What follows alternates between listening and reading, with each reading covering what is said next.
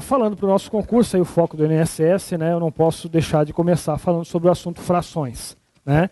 E é esse que nós escolhemos para começar e com certeza vai te ajudar nos outros assuntos aí, conjuntos e outros assuntos que a gente vai trabalhar futuramente. Tá? Eu preciso que vocês não saibam mais ou menos frações, vocês dominem. Existe uma diferença entre a supremacia e o domínio, que você tem que saber a supremacia, dominar frações. Tá certo? E isso que nós vamos começar rapidamente, não tem muito o que enrolar.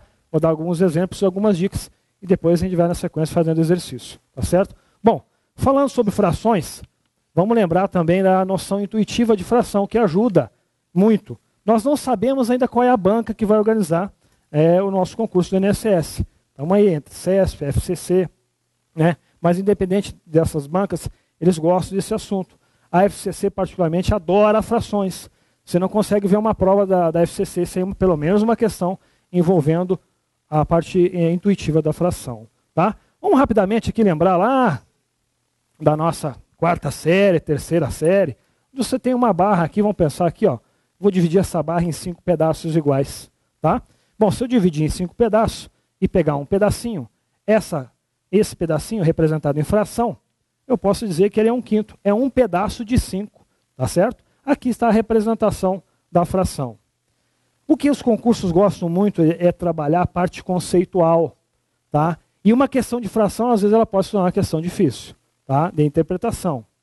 Se eu perguntar para vocês assim, a metade dos restantes, peguei 1/5, né? Peguei uma barra de chocolate e separei, cortei em 5 pedaços iguais e peguei 1/5. Quanto que é a metade do restante em forma de fração? Quanto seria o restante? Se eu tenho 1/5, o restante é 4/5. Tá? Entendo essa noção intuitiva aqui de fração que vai ajudar muito nos exercícios. Tá? Então, se eu peguei 1/5, o restante é 4/5. Para que somados essas duas frações representam o inteiro. Tá certo? Sempre vai ser assim. Vamos lá, mentalmente. 2/5, quem é o restante? 3/5. 2/7, quem é o restante? 5/7. Pronto, já sabe a noção intuitiva. Isso vai ajudar muito na interpretação das questões. Tá ok? Se eu peguei 1/5, quanto que é a metade dos restantes? 2/5. Quer ver que dá certo? Bom, o restante é 4/5. Se eu pegar a metade dos restantes, era fazer essa expressão aqui. Tá? E nós vamos ver como é que faz isso aqui na sequência. Uma divisão entre frações. Que nós aprendemos assim, mantém a primeira, multiplica pelo inverso da segunda. Mantém a primeira fração e multiplica pelo inverso. Qual é o inverso do 2? Meio. E aí você recai aqui no produto entre frações. Nós já vamos ver isso aqui com mais detalhe. Tá? E olha como dá certo isso aqui. Ó. Não era 2/5 mesmo, a metade dos restantes? Era. Essa noção intuitiva que eu quero que vocês tenham. Isso ajuda muito na interpretação das questões. Bom, adiantei um pouquinho o filme aqui para mostrar a importância para vocês. Acompanhando o seu material, vamos seguir os exemplos aí do material, até para vocês não perderem muito tempo copiando. Tá? Vamos falar das operações entre as frações. Operações. Antes disso, eu acabei pulando ali. Vou pegar um exemplo de uma fração qualquer aqui, ó. 2/3. Isso aqui é uma fração. Né? Fração é um número dividido pelo outro. Nesse assunto fração, esse número de cima aqui é chamado como? Numerador da fração. Numerador. Complemente no seu material. Acho que tem aí, coloquei, né? Botei lá, 2/3. Tá? E o número 3 aqui é o denominador. Num outro assunto lá na frente, que nós não vamos ver hoje, né? Que é razão e proporção, esse número chama-se antecedente, esse aqui é consequente. Só muda o nome, mas o significado é o mesmo. Tá? Por que, professor, que eu tenho que saber esses números aqui? Porque algumas questões, sim, eles cobram a parte conceitual. O numerador é tal, o denominador é tal, não sei o quê. Se você não sabe a posição, às vezes perde uma questão de natureza fácil. Vamos falar entre as operações, a primeira delas que é a soma. Eu vou com exemplos aqui, tá, para nós ganhar um pouquinho de tempo. Vamos à soma. Olha aqui o exemplo da letra A na soma aqui, ó. Seguindo o seu material. Nós temos a situação de 1/3 mais 4/3. Eu vou fazer uma pergunta agora para vocês que está aqui. Quem estiver me assistindo também vai responder. Não pode mentir, senão Deus castiga. Quem é que não sabe fazer essa conta aqui? Levanta o braço. Que não sabe. Todo mundo aqui sabe? Olha lá, uma. Outro lado atrás também, tá bom. Lá deve ter, olha lá, outro mais um levantou lá, tá? São coisas básicas, né? Mas vamos lá. Na fração, aonde você tem o número de baixo que é igual, que a gente chama de denominador, na soma, o que a gente faz? Mantém, repete o denominador e faz a soma dos numeradores. É simples assim. Ok? Perfeito. Agora nós podemos ter um caso, numa soma entre frações, aonde o número de baixo não é igual. E agora vai começar a aumentar o número de braços levantados. Quem é que não sabe fazer? Seja sincero. Já teve mais gente, aqui é a colega. Com certeza ela não vai errar mais, tá? Veja como já valeu a pena ter vindo hoje, perdido um sol bonito como está aí fora. Né? Mas vai ser recompensador lá na frente. Aqui, nós temos duas formas de fazer essa simples expressão. Tá? A forma clássica, que eu gosto de assim dizer, que é encontrar o mínimo múltiplo comum entre os dois de baixo. E um macetezinho que dá certo, apesar de matematicamente estar errado, mas dá certo. Eu vou mostrar das duas formas, tá ok? Bom, mínimo múltiplo comum de dois números consecutivos é sempre o produto entre eles. 2 e 3, 4 e 5, 6 e 7 são números consecutivos. Tá? Passa a ser um mínimo múltiplo comum. Existe também um processo para determinação disso, nós não vamos ver agora. Tá? Mas adiantando o filme, quando você tem números consecutivos, o mínimo múltiplo comum passa a ser o produto entre eles. Quanto que é 2 vezes 3? É 6. Aqui, ó, o 6. Como é que nós aprendemos? A primeira leva é a divisão e a segunda é a multiplicação. Esta é a forma clássica de fazer. Tá? Mas tem a outra forma mais rápida que eu vou mostrar já na sequência. 6, a primeira leva é a divisão. 6 dividido por 2 é quanto? 3. 3 vezes 1 é 3. 6 dividido por 3 é 2. Vezes 4 dá 8. Olha aí o resultado daquela simples fraçãozinha ali. 11 sextos. Tá? Essa é a forma clássica. Por que eu gosto de falar sobre a forma clássica? Porque existe um outro assunto lá na frente, que é divisão proporcional. E uma das formas de fazer é usando esse formato. Tá? Mas é uma forma de fazer. Eu vou fazer a mesma conta de uma forma mais simples agora. E você vai poder até comparar. Ah, professor, essa aí está mais fácil. Aí fica a gosto do freguês. Tá? Ó, você vai fazer o seguinte, presta bastante atenção aqui. Ó. Você vai multiplicar cruzado aqui. Ó. Olha como dá certo. Quanto que é 3 vezes 1? É 3. Quanto que é 2 vezes 4? É 8. E quanto que é 2 vezes 3? É 6. Não deu a mesma coisa? Vai dar sempre assim, professor? Vai. Mas quando você tiver uma expressão onde envolva mais de duas frações, aí você faça de 2 a 2. Perfeito? Mas, não, mas assim é mais fácil. Está a gosto do freguês. Tá certo? Escolha a forma que você queira se sinta mais seguro. Ok? Essa aqui eu gosto de explicar, porque tem um assunto lá na frente, divisão proporcional, e eu particularmente gosto, porque na divisão proporcional, em algumas questões, vale a pena você saber esse formato aqui. Vimos a soma. A subtração basicamente é a mesma coisa. Só tem um joguinho de sinal ali. Vamos ver rapidamente os exemplos da subtração. Nós temos lá, ó, é a operação número 2.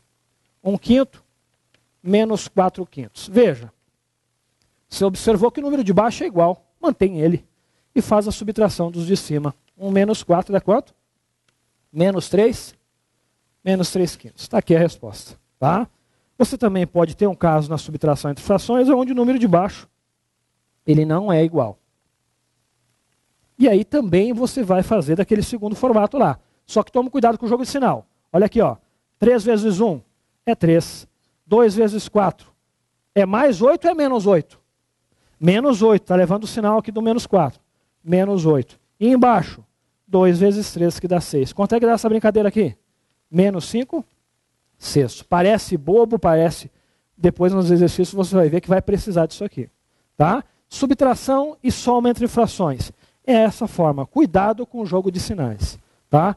Vamos ver a outra operação que é na sequência a multiplicação entre frações. Vamos também através de exemplo para nós ganhar um pouquinho de tempo. Olha lá, 1/3 vezes 4/3. Das operações ela é a mais simples. Por quê? A regra fala que é o de cima pelo de cima e o de baixo pelo de baixo. Então vai ficar, olha só, 1 vezes 4 e 3 vezes 3. Então aqui vai ficar 4 sobre 9. Só vamos atentar, eu acabei não falando ainda, que sempre que a fração couber simplificação, você tem que fazer. Tá? Não é o caso agora. Vamos a mais um exemplo de multiplicação entre frações conforme está no seu material.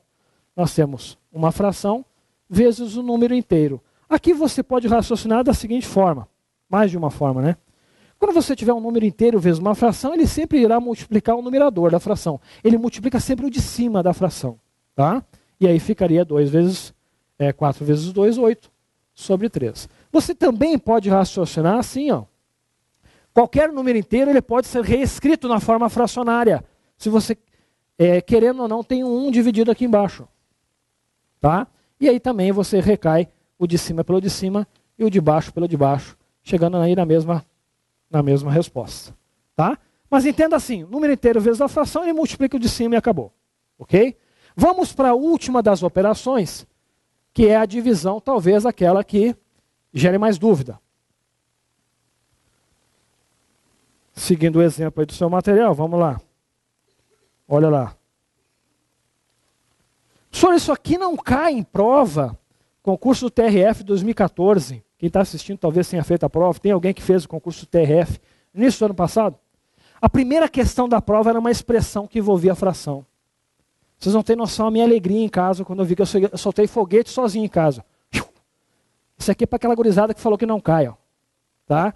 E eu falei que eu tinha um amigo que trabalhava lá e ele me falou, Arruda, fala sobre frações que vai cair na prova. E para minha felicidade era a primeira questão da prova, uma expressão só de fração, não tinha texto nenhum. Era uma expressão. Tá? E acabou, mas isso aí cai pouco. Vamos lá, divisão. Nós temos ali na letra A situação de meio dividido por 4/3. Aqui a regra é bastante simples. Tá? Você vai manter a primeira fração e vai multiplicar pelo inverso da segunda. Tá? Você pode ter essa notação, ou você pode também ter essa notação aqui. Ó, essa representação pode aparecer dessas duas formas. É a mesma coisa. Vamos manter a primeira fração do jeito que ela está. Vamos manter ela aqui. Ó. E agora, nós vamos inverter a segunda. E ela vai ficar como? Ela é 4/3, ela vai ficar 3/4. E também nós invertemos a operação. E você acabou de recair na situação anterior, que era a multiplicação entre frações. E aí na multiplicação você já lembrou. É o de cima pelo de cima e o de baixo pelo de baixo. 3/8. Tá? Divisão entre frações. Mantém a primeira e multiplica pelo inverso da segunda. Professor, mas por quê? Porque sim, goela abaixo. Tá bom? Algumas coisas na matemática não queiram saber o porquê. Bom, mais um exemplo para nós fechar. Você pode ter 1/6 dividido por 2. Olha aí, uma coisa básica, conforme eu tinha dito eu, professor Quiolo. Levanta o braço quem não sabe fazer isso aqui. Sincero, não minta para mim. Todo mundo sabe aqui. Pouca gente, a colega também não sabe. Tá? Então, de novo, ó, mantém a primeira e vamos multiplicar pelo inverso. Mas a segunda não é uma fração.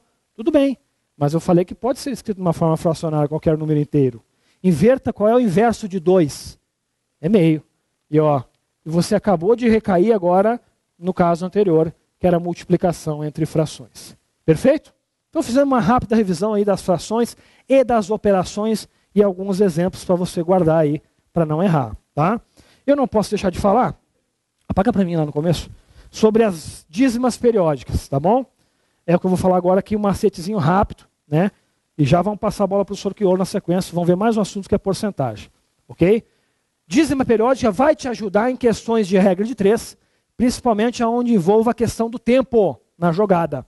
Tá? E o maior erro é o aluno querer aproximar dízimas periódicas e cair nas armadilhas. Tá bom? Não se aproxima a dízima periódica quando no contexto a questão envolva tempo. E você acaba perdendo aí questão boba às vezes. Tá? E a maior dica que eu posso passar para vocês é encontrar a fração que gerou a dízima periódica. Tá? Vamos lá, exemplos de dízimas periódicas. Ó, aqui, ó. A representação é esse sinal de reticências ou ainda pode vir assim um tracinho em cima. Tá? Pode aparecer, essa aqui é pouco comum, essa aqui é mais comum. É uma dízima periódica. Uma dízima, ela nasce da divisão de dois números. Eu não sei quem é o animal que está aqui em cima nem o animal que está aqui embaixo. Mas com certeza é um número dividido pelo outro para gerar aquela dízima. Volto a dizer, isso vai ajudar vocês em um outro assunto, regra de 3. Bom, vamos lá. Qual é a dica que eu passo para você nas dízimas periódicas? Você vai observar o número que está sendo repetido. Tá? Existe uma diferença entre número e algarismo. O número 12, ele é um número composto por quantos algarismos? 2. O número 523, ele é um número composto por quantos algarismos? 3. O número 7, ele é um número composto por quantos algarismos? 1. Perfeito, já sabe a diferença entre número e algarismo. Tá? Quem é que está sendo repetido lá? É o 3. Então é o 3 que você vai colocar lá em cima. Por quê? Porque sim e acabou. Tá? O número 3, ele é um número composto por quantos algarismos? 1. Então você vai colocar um número 9 aqui embaixo. Por quê? Porque sim e acabou.